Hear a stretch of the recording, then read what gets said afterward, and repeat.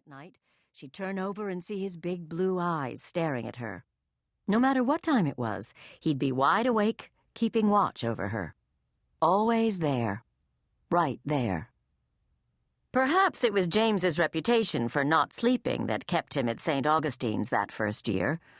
Probably it was Kathleen's propensity to wail her head off day and night that had thwarted her departure. Whatever the reason, neither of them had been adopted. James's favorite toy was a corduroy lamb, and Kathleen's was a baby doll with red hair. When he was 2, a family took James for a tryout. Kathleen remembered feeling that her right arm had been cut off.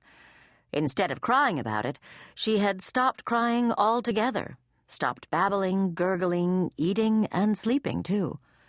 She slept with her red-haired doll clutched to her heart.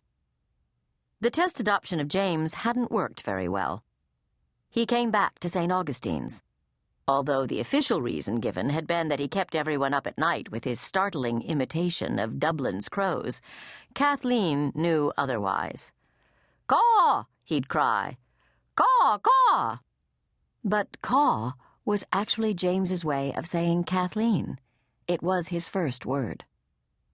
When they were 3, Kathleen was taken by a couple who lived in Dunleera.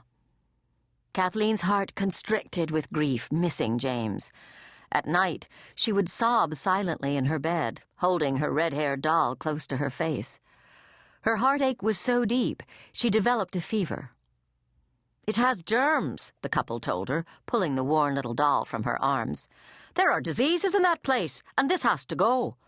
Then they threw it in the trash. That night, after the couple went to bed, Kathleen climbed over the bars of her crib, found the overflowing kitchen garbage pail where she'd seen them discard her doll. Tugging the pail over, she was suddenly covered with buttered noodles, cabbage leaves, tea bags, and cigarette butts. But she had her doll, and she held it to her thrashing heart. Awakened by the clatter, the couple came running downstairs. Kathleen heard them shrieking with dismay, felt them trying to pry her doll from her fingers. She wasn't sure which one she bit. "James!" she cried. "James!" She was covered with garbage, but they didn't even bathe her before driving her back to the children's home. By the time they were 4, James was moved into the boys' wing and Kathleen to the girls'. The children's home was shaped like a big U, and every night before bed they would stand in their respective windows and wave.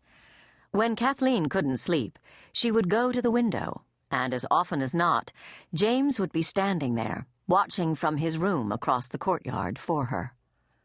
Years went by. When she hated doing math and science homework, he did it for her. When Sister Anastasia gave Kathleen the much-coveted kitchen apprentice job, James took the conversely loathed and always avoided dishwashing position. While workers at the children's home said that James and Kathleen were like brother and sister, Kathleen knew that wasn't true. What she felt for James was so much deeper than that. Kathleen loved him down to her bones. Sometimes the nuns rented videos for them, and when Kathleen saw love scenes, a girl kissing a boy, she thought of James. She used to imagine him kissing her, like those kids in the movies. Last winter, on a cold night when everyone else was snuggled in their beds, they had made it come true. They had kissed in the warm furnace room, and in that moment when Kathleen had felt his shy arms around her, she had known the meaning of true, utter happiness, pure closeness with another human being.